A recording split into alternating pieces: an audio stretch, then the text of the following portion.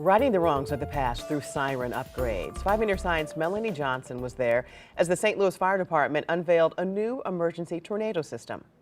Finding a fix to failing emergency sirens falling on the shoulders of the St. Louis Fire Department. Friday, a new mobile unit unveiled at Firehouse 12 on West Florissant. Installing our second of 2 portable tornado sirens today. And what this does is it's filling in a gap that we have in this area because this siren here is dead. Fire officials say about 1/3 of the city's tornado sirens were dead the day a tornado blew into St. Louis. Right now we have 10 sirens that are totally non-operational.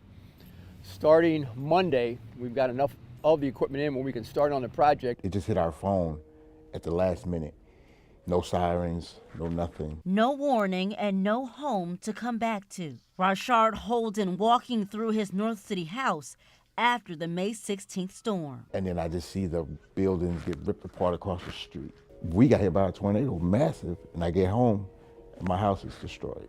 So yeah, it was pretty bad. The fire department says 22 sirens were not working the day of the tornado.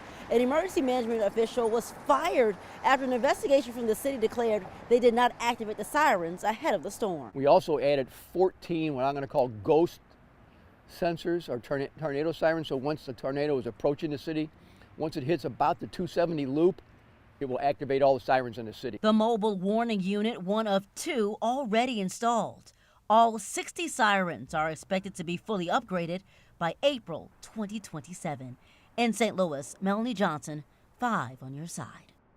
And the sirens are expected to go off to warn people of other natural disasters. To protect yourself right now, you can sign up for Notify STL to receive emergency updates right to your phone.